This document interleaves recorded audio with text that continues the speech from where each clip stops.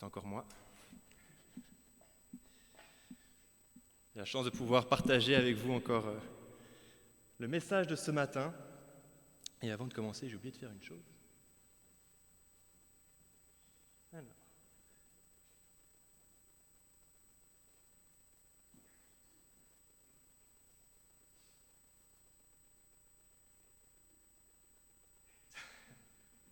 Voilà. Alors je vous rassure, c'est juste pour servir d'illustration. J'effacerai cette photo si vous voulez respecter votre vie privée. Mais c'est pour en fait vous parler d'une application qui s'appelle BeReal. Je ne sais pas si vous avez entendu parler de cette application. J'ai découvert cette application il y a 1 an, je pense, à quelque chose comme ça. Les jeunes sont vraiment à fond sur cette application. En quoi elle consiste ? Elle consiste dans le fait que, à un moment donné, cette application vous dit « il est temps de prendre une photo ». Arbitrairement, comme ça, c'est à 1 heure précise, hop, c'est le moment de prendre la photo. Et il faut prendre une photo dans l'endroit où vous êtes, avec qui vous êtes, donc une photo devant et une photo derrière. Et en fait, ça permet à tout le monde de voir, mais qu'est-ce que vous faites maintenant ? Elle s'appelle BeReal pour dire, mais en fait, sois toi-même, c'est prends une photo de toi tel que tu es maintenant. Alors je comprends le concept peut-être sympa de partager avec les gens, voilà, comment je vis aujourd'hui, qu'est-ce que je fais aujourd'hui, mais quand même le côté de, mais je veux donner l'accès à tout le monde de voir ce que je fais maintenant, à ce moment précis. Moi j'ai un petit problème avec ça et je trouve cette application assez intrusive dans notre vie privée justement, par le fait que voilà, nous impose, à un moment donné, tout le monde doit faire une photo, on n'est pas obligé de faire la photo, mais ça met une pression, tout le monde a fait une photo, il a partagé cette photo, alors moi il faut que je fasse aussi quelque chose, alors que peut-être c'est pas nécessaire. Vous l'avez compris, peut-être je ne suis pas quelqu'un qui est à fond pour les photos. Là j'ai fait une photo de vous, aussi pour savoir qui était là.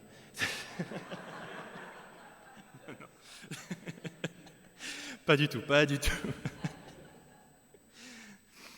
Je ne suis pas du tout quelqu'un qui fait des photos de base. Mais voilà, il y a d'autres personnes, je pense, qui sont plus douées, plus passionnées que ça pour faire des photos, qui vont aimer en faire pour avoir plein de souvenirs et pouvoir y revenir. Moi, personnellement, je préfère marquer le souvenir dans ma mémoire, me dire, ok, j'essaie de voir ce qui se passe là, maintenant, je m'en souviens, je le grave dans ma mémoire et ça me marquera comme ça. Je ne veux pas revenir plus tard à des images figées, je ne veux pas revenir à une image qui ne peut pas capturer toute la beauté du moment. Déjà, un paysage, vous dites avec les yeux c'est magnifique, avec la photo c'est déjà moins bien. Et en plus, ce que j'ai ressenti à ce moment-là, une photo ne peut pas nous le rendre. Donc moi, je ne suis pas très fan toujours de revenir à mes photos comme ça. Et je ne veux pas non plus déléguer mes souvenirs à la mémoire de mon téléphone plutôt qu'à ma mémoire à moi. Je me dis, voilà, je préfère avoir mes propres souvenirs. Je prends quand même quelques photos, bien entendu, parce que dans certains cas, il est bon de pouvoir revenir à quelques souvenirs. Et aussi, c'est bon de pouvoir partager ces souvenirs avec quelqu'un. Regarde, j'ai été ici, regarde, j'ai pu voir ceci. Permettre de partager un petit bout de ce qu'on a vécu avec une personne qui n'était peut-être pas là. Alors pourquoi je parle de photos ? Parce que je me dis que le Seigneur devait être très sage dans le fait que Jésus est venu il y a 2000 ans. Il n'y avait pas d'appareil photo. Et pourtant, à quel point j'aurais aimé voir des photos de ce qui se passait à ce moment-là. Voir comment était Jésus, rien qu'une photo de lui. Okay. Rien que voir une photo de ce qu'il a fait, un miracle avant, un miracle après. Peut-être. Je me dis que ça pourrait peut-être brièvement aider ma foi, en fait. De voir des photos comme ça, de me représenter ce que Christ a fait, comment il était et tout ça. En fait, de pouvoir voir. Je ne m'appelle pas Tom pour rien, le disciple Thomas avait besoin de voir pour croire. Peut-être qu'il y a un peu de ça pour moi. Je dois avouer, des fois quand je vois, ça m'aide un peu plus à croire. Mais en fait, l'événement qu'on va voir ce matin, qui est le dernier moment qu'on va partager autour de Matthieu, dans les prédications, ça fait partie de ces moments que j'aurais bien voulu voir en photo. J'aurais bien voulu voir qu'est-ce que c'était, comment c'était, qu'est-ce qu'ils ont vécu, qu'est-ce que les disciples ont vu. Comment ça s'est passé. Mais on va voir que peut-être on n'a pas besoin de ça. Peut-être qu'on n'a pas besoin de ça pour nourrir notre foi, et pour croire encore moins. Peut-être que le témoignage que nous pouvons lire est déjà suffisant. Peut-être que le témoignage de ceux qui m'entourent, qui parlent de ce qu'ils ont vu, de comment le Seigneur a agi dans leur vie, peut-être que cela me suffit aussi. Et peut-être que Dieu se rappelle à nous par d'autres moyens également. Je pense que Dieu était sage d'être apparu il y a 2000 ans au travers de Jésus-Christ, alors qu'il n'y avait pas d'appareil photo, pas de caméra et tout ça. Et aujourd'hui, on va voir le récit de la transfiguration. Ce moment où Jésus apparaît sous une forme glorieuse à certains de ses disciples, et on n'a pas de photo de ça. Voir comment ça peut nous parler, qu'on puisse être assuré de la présence de Jésus dans nos vies, même si nous ne pouvons pas le prendre en photo, même si ce n'est pas forcément palpable. Au travers de ce récit, de la transfiguration, j'aimerais qu'on puisse s'encourager dans ce sens-là, à se souvenir de qui est Christ par le biais d'un témoignage. La foi vient de ce qu'on entend, et ce qu'on entend vient de la parole de Dieu. Lisons ensemble Matthieu chapitre 17. Nous allons prendre uniquement les versets 1 à 9. 6 jours après, Jésus prit avec lui Pierre, Jacques et son frère Jean, et il les conduisit à l'écart sur une haute montagne. Il fut transfiguré devant eux. Son visage resplendit comme le soleil et ses vêtements devinrent blancs comme la lumière. Et voici que Moïse et Élie leur apparurent. Ils s'entretenaient avec lui. Pierre prit la parole et dit à Jésus : « Seigneur, il est bon que nous soyons ici. Si tu le veux, faisons ici 3 abris, un pour toi, un pour Moïse et un pour Élie. » Et comme il parlait encore, une nuée lumineuse les couvrit. De la nuée, une voix fit entendre ces paroles : « Celui-ci est mon Fils bien-aimé, qui a toute mon approbation. Écoutez-le. » Lorsqu'ils entendirent cette voix, les disciples tombèrent le visage contre terre et furent saisis d'une grande frayeur. Mais Jésus s'approcha d'eux, les toucha et dit : « Levez-vous, n'ayez pas peur. » Ils levèrent les yeux et ne virent plus que Jésus seul. Comme ils descendaient de la montagne, Jésus leur donna cet ordre : « Ne parlez à personne de ce que vous avez vu, jusqu'à ce que le Fils de l'homme soit ressuscité. » Voilà le passage qui va nous intéresser ce matin. Et je vous propose 3 temps pour le découvrir, pour le creuser ensemble. Un premier temps, on va voir cette apparition extraordinaire. Jésus transfiguré, c'est extraordinaire. Qu'est-ce qui se passe ici ? Et on va voir que cette apparition extraordinaire va entraîner une réaction extraordinaire, de manière ironique, la réaction de Pierre, qui va dire « Mais faisons 3 abris pour toi, Moïse et Élie ». Une réaction extraordinaire. Et enfin, on va voir aussi que c'est pour délivrer un message extraordinaire que cette apparition est venue, que Jésus a été transfiguré devant ses disciples. Mais commençons du coup par cette apparition extraordinaire. Transfiguration, peut-être juste savoir ce que ça veut dire changer de figure, apparaître sous une autre forme. Et là, Jésus, sur la montagne, apparaît sous une autre forme à 3 de ses disciples. 2 autres personnages aussi vont entrer en scène, Moïse et Élie, on va y revenir plus tard. Et avant de creuser ce texte, je pense qu'il est important de savoir à quel moment on se situe dans l'histoire. On est juste après le moment où Pierre a reconnu Jésus comme le Messie. Vous savez, Jésus a demandé « Mais qui suis-je pour les hommes ? Que dit-on à propos de moi ?» Certains disent que tu es un prophète, certains disent que tu es Élie qui est revenu, certains ne croient pas en toi simplement. « Et vous, qui dites-vous que je suis ?» Et Pierre répond « Mais tu es le Messie, le Fils du Dieu vivant. » Vous avez entendu sûrement la prédication qui a eu lieu il y a 2 semaines ou 3 semaines sur ce texte, justement, où on se rend compte qu'après Pierre, il ne comprend pas vraiment ce que signifie être le Messie. Puisqu'il va dire « Mais non, mais tu ne dois pas mourir à la croix. En tant que Messie, ce n'est pas ton but. » Si, c'était son but.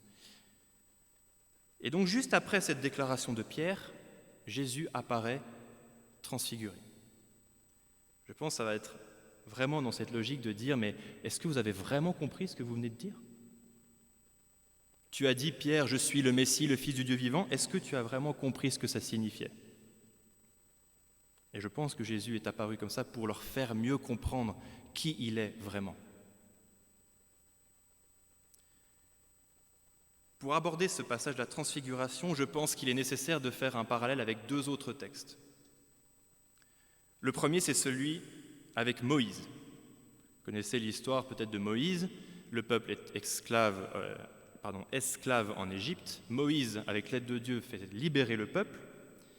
Et soudainement, la loi va être donnée aux Israélites au travers de Dieu qui parle à Moïse. Et à ce moment-là, Moïse monte sur une montagne, couverte par la brume et tout ça, et Dieu lui apparaît et lui parle en face à face.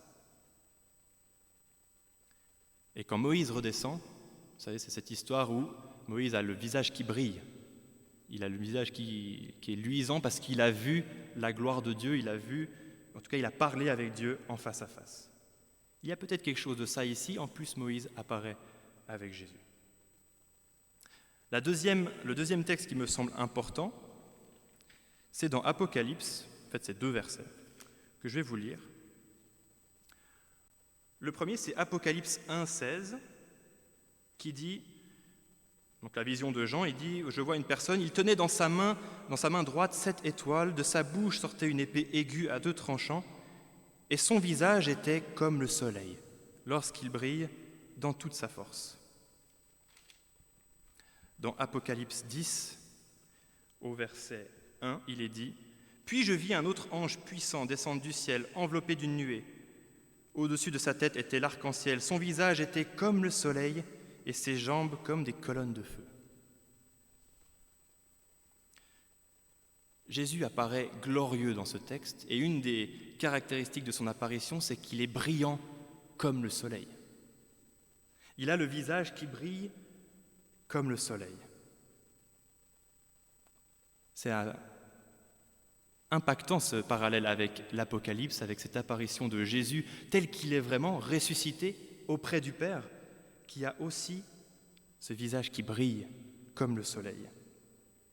Et le soleil est vraiment un symbole de gloire, un symbole de puissance, un symbole de majesté. Et vous savez d'ailleurs peut-être que dans Apocalypse, il est dit que Dieu va venir habiter parmi son peuple, avec la Jérusalem céleste qui descend.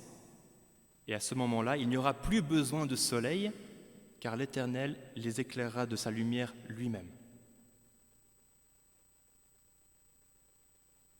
Jésus apparaît brillant comme le soleil, symbole de gloire, de majesté, de puissance.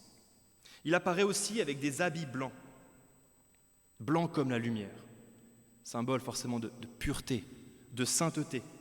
Il est lumineux, et on l'a lu dans le psaume 139. Dieu est lumière, où qu'il soit, même les ténèbres les plus profondes deviennent lumière. Et Jésus ici apparaît lumineux sur cette montagne. Il faut se rendre compte que cette apparition à ces 3 disciples sur cette montagne de Jésus, c'est bien plus impressionnant que toutes les autres apparitions qu'il y a pu avoir dans la Bible. Vous connaissez peut-être des récits où tel homme ou telle femme de Dieu rencontre un ange ou un messager de Dieu. Il peut y avoir des manifestations assez spectaculaires de lumière, etc. Mais c'est bien moindre par rapport à cette apparition-là de Jésus. Parce qu'ici, je crois que nous avons vraiment affaire à l'apparition d'un Dieu, l'apparition de Dieu. C'est Dieu qui se manifeste pleinement au travers de Jésus-Christ, qui est Dieu, qui est glorieux, majestueux, lumineux, puissant. C'est une apparition de Dieu, vraiment.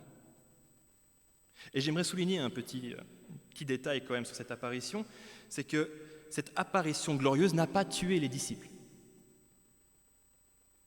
Là où d'autres dieux d'aujourd'hui ou de religions passées étaient vraiment stupides et vraiment pas intelligents, et quand ils apparaissaient à leurs fidèles, ça provoquait leur mort ou une catastrophe, notre Dieu à nous, il n'est pas comme ça.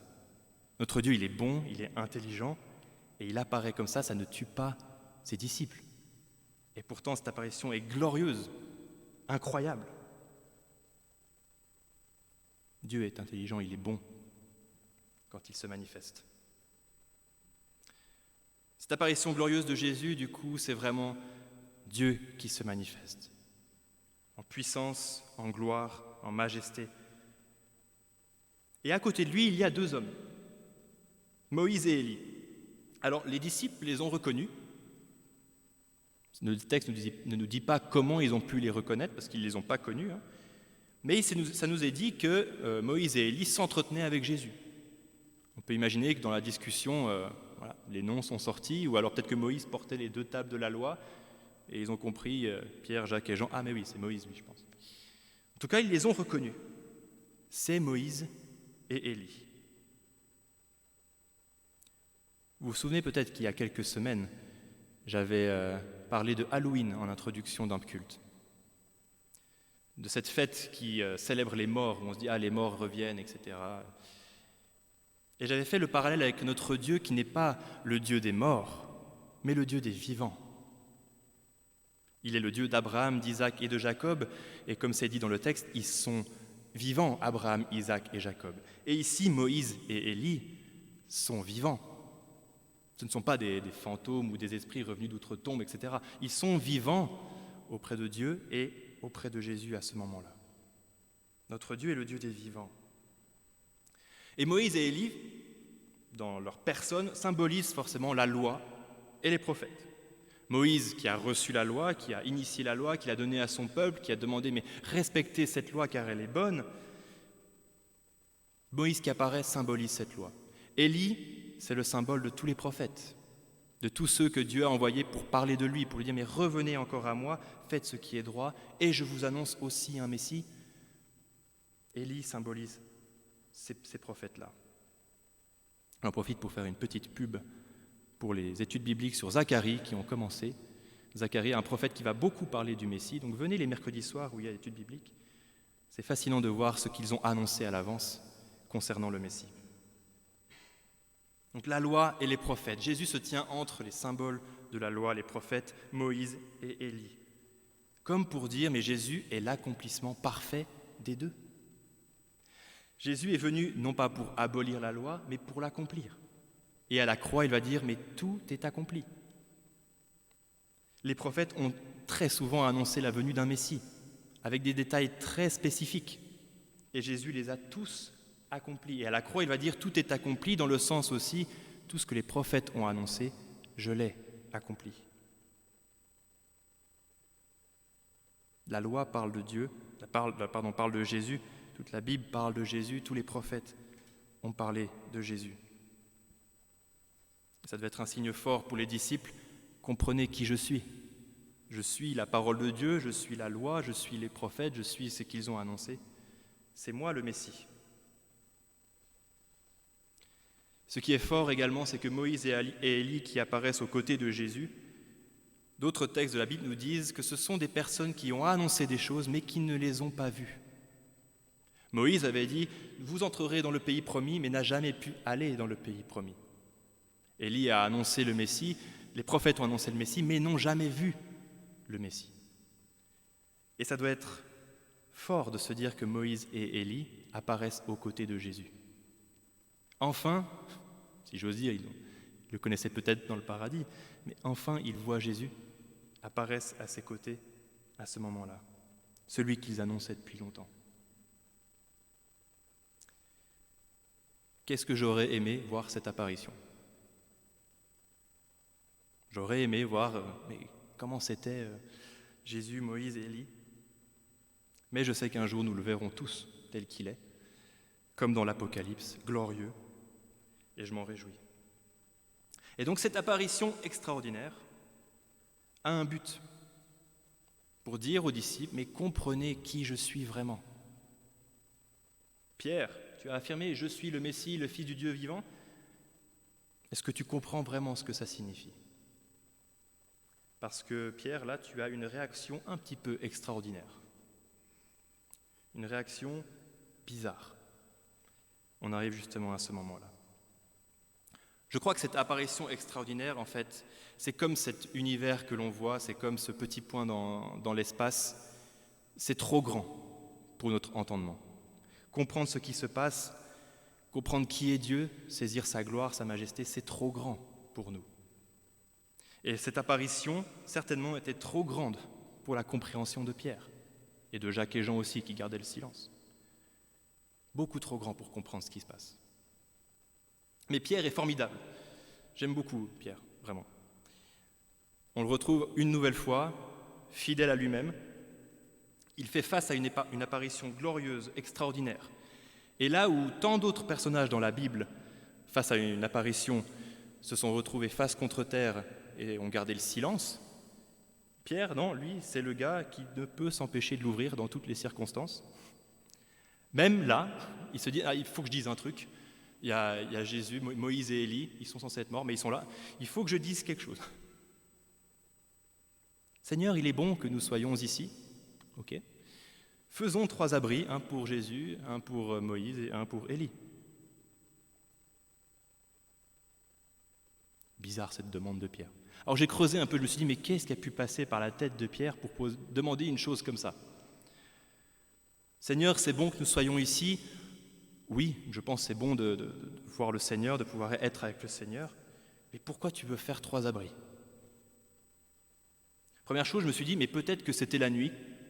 Et il s'est dit, mais il faudra bien que Jésus, Moïse et Élie dorment quelque part. Alors rien dans le texte nous dit que c'était la nuit, mais peut-être que c'était ça. Il s'est dit, voilà, il faut qu'ils dorment quelque part. Faisons 3 tentes pour Moïse, Jésus et Élie. Une autre possibilité, je me suis dit, est-ce qu'il aurait saisi qu'il y a à ce moment-là quelque chose de la présence de Dieu qui se joue ? On a dit, c'est vraiment l'apparition de Dieu qui se manifeste sur cette montagne. Et peut-être qu'il s'est dit, mais il faut une tente, un tabernacle pour la présence de Dieu, peut-être. C'est peut-être aller loin dans l'interprétation, peut-être c'est ça qui est passé dans sa tête. Peut-être qu'il s'est dit, Jésus, Moïse et Élie sont là, il apparaît d'une nouvelle façon, peut-être qu'ils vont rester longtemps en fait. Il faudrait qu'ils aient un endroit pour passer la journée, dormir et les jours suivants peut-être. Peut-être que Pierre souhaitait que ça dure. Peut-être qu'il s'est dit, c'est le moment où Jésus va établir son royaume.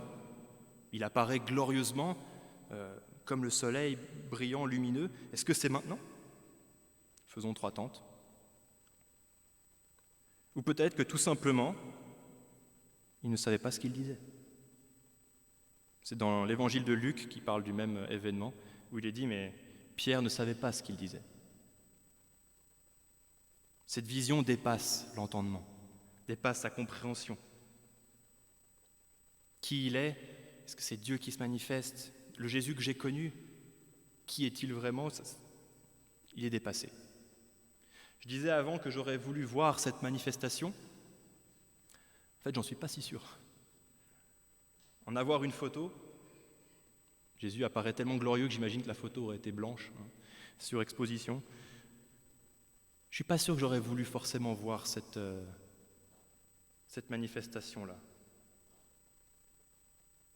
Parce qu'il y a quelque chose de la présence de Dieu qui se joue, et une fois que la voix se met à parler aux disciples, ils sont face contre terre et dans une grande frayeur.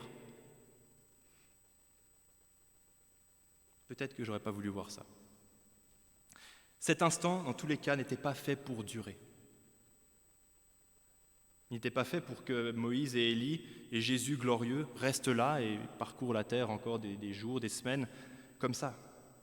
Non, il était fait pour témoigner à ces 3 disciples-là, Pierre, Jacques et Jean, que Dieu est présent non seulement là où ils sont, mais que Dieu est surtout présent dans un homme, que Jésus est Dieu qui est venu, le Messie, le Fils du Dieu qui fait toute la joie de son Père. C'est ça qu'ils devaient comprendre. Et donc il y a vraiment quelque chose de la présence de Dieu qui se joue sur cette montagne. Et là, j'aimerais rajouter quelque chose qui est, je pense, en contraste avec ce qu'on imagine être la présence de Dieu aujourd'hui, dans ce que l'on entend aujourd'hui.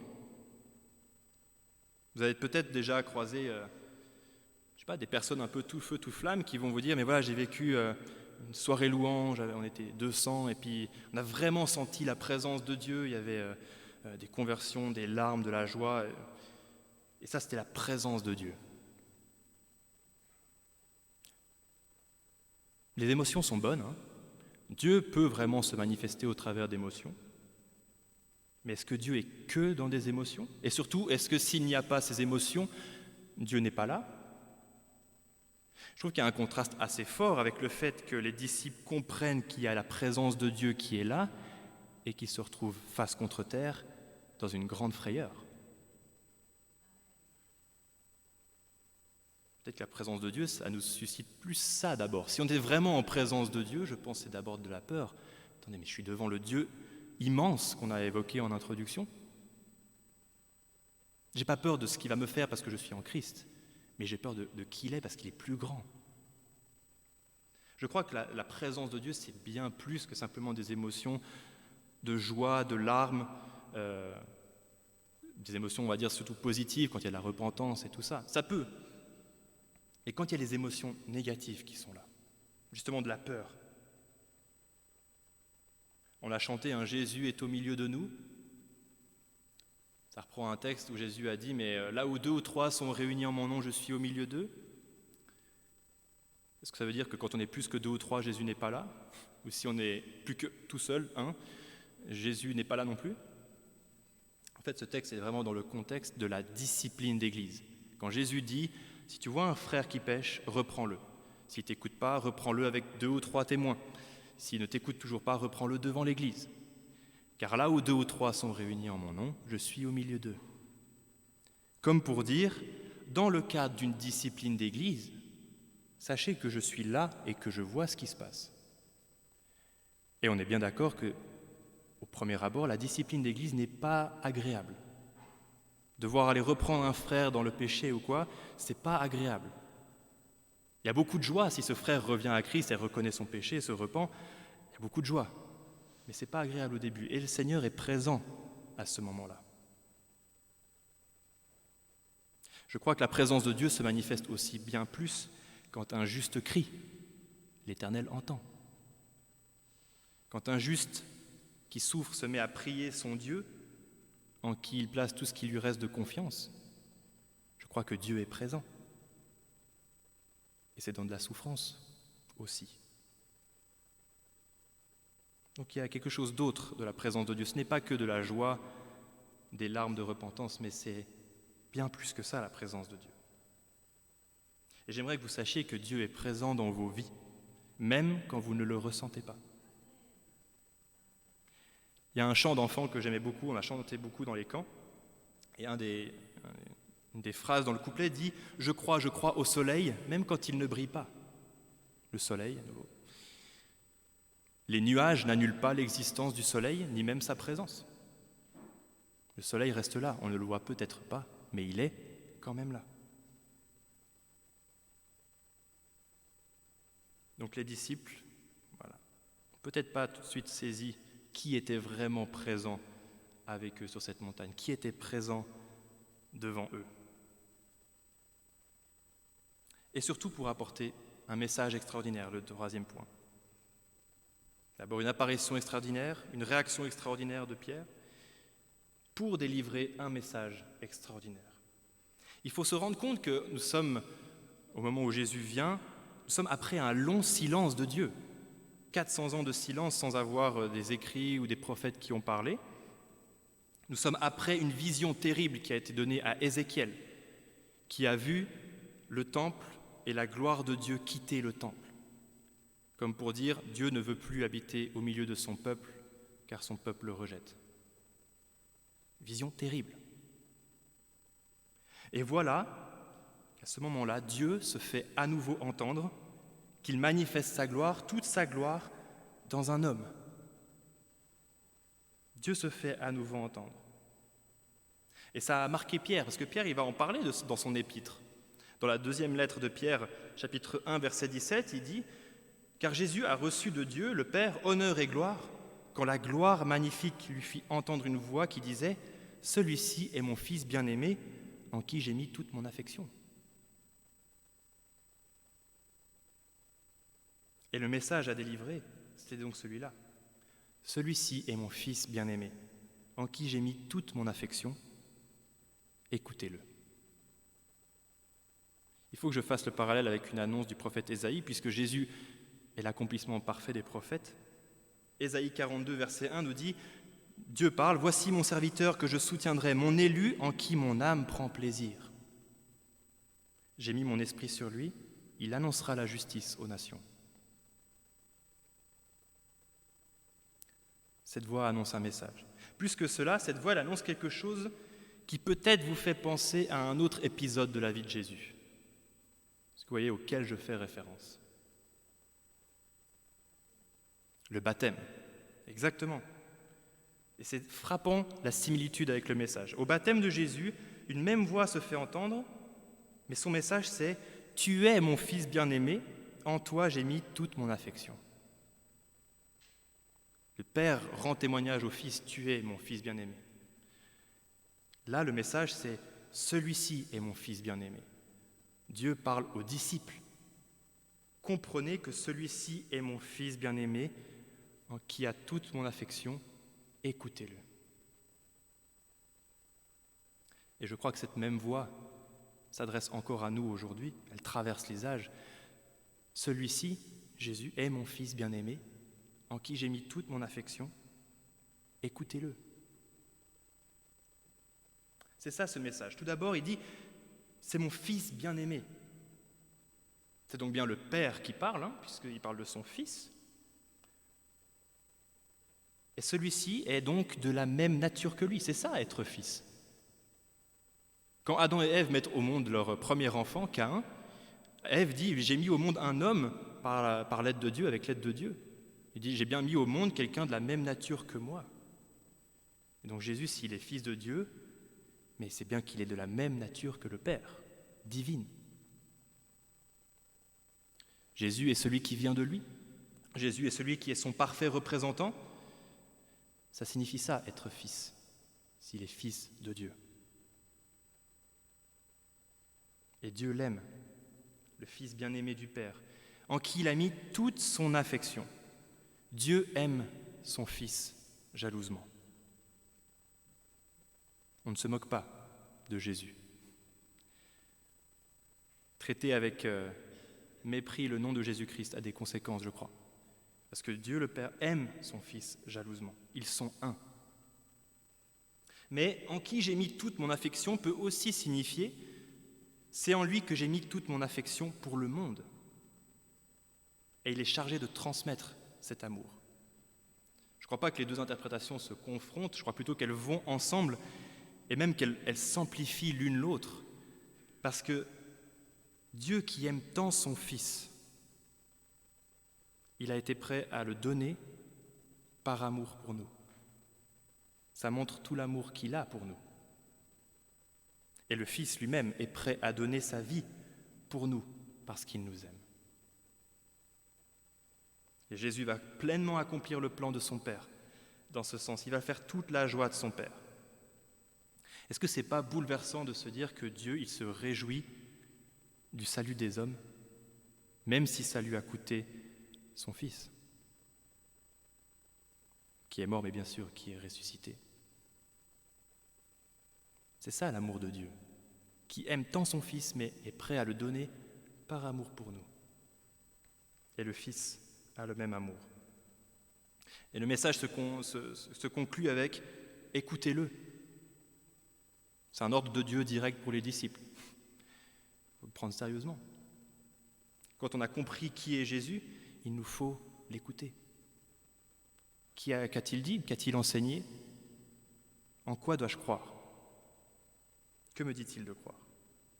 Et plus que ça, écoutez-le veut aussi dire, mais amenez d'autres. Amenez d'autres à pouvoir écouter, à pouvoir croire à qui est Christ, à pouvoir bénéficier de son amour qui est immense. Et c'est ça le message extraordinaire que nous avons reçu. Au travers de cette transfiguration, il y a ça. Nous avons nous-mêmes entendu ce message comme un témoignage. Nous l'avons reçu. Allons dire à d'autres, écoutez-le. Écoutez-le. Je voudrais conclure avec simplement quelques applications pour nous, avec la fin de ce passage. La première, c'est qu'on se rend compte qu'après une telle apparition, déjà Pierre, il se fait couper la parole, vraiment. Dieu apparaît, il l'interrompt et lui dit Non, celui-ci est mon fils bien-aimé en qui j'ai mis toute mon affection, écoutez-le. Et ils se retrouvent à genoux, face contre terre, et ils ont peur. Je crois qu'il est bon de savoir qu'il est Dieu et que nous devons être prosternés devant lui. Qu'on se retrouve à genoux devant lui, face contre terre, pas par peur de domination, de tyrannie, tout ça, non, mais parce qu'il est Dieu. Et par-dessus tout parce qu'il nous aime. J'ai envie de me mettre à ses genoux parce qu'il nous a sauvés.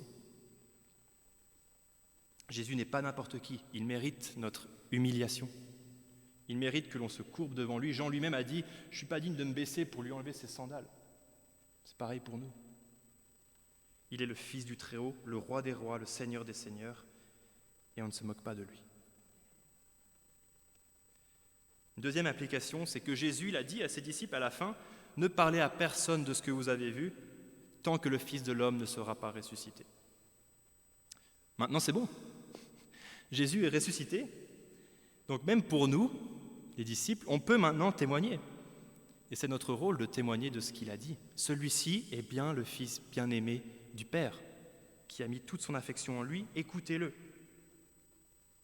On peut en parler, on peut le proclamer maintenant. Il faut le proclamer. Et je crois que le témoignage, c'est vraiment le meilleur moyen pour partager ce en quoi l'on croit. Il n'est pas nécessaire d'avoir des photos, des vidéos à l'appui, mais simplement de témoigner de la sincérité d'un cœur transformé, je crois que ça suffit. J'avais un ami pasteur qui avait dit une fois dans une rencontre jeunesse, ça m'a marqué, c'était peut-être il y a 10 ans, il nous disait, mais comment parler de notre foi à notre entourage ? Il nous a dit, mais moi j'ai abordé un ami une fois en lui disant, mais je ne peux pas te prouver que Jésus existe, même qu'il est vivant aujourd'hui, je ne peux pas te le prouver. Mais par contre, je peux t'assurer qu'il a changé ma vie. Les gens ne se convertiront pas grâce à des preuves, ni même des photos, des vidéos. Ils se convertiront en entendant l'Évangile et cet amour que Dieu a voulu nous témoigner. Enfin, dernière application, on a évoqué cette apparition glorieuse de Dieu, alors qu'il était silencieux depuis si longtemps, alors que sa gloire avait quitté le temple. Maintenant, le temple, c'est qui ? C'est nous. Est-ce que c'est pas fou de se dire que maintenant ce grand Dieu que nous avons et toute cette puissance qu'il a déployée vit en nous ?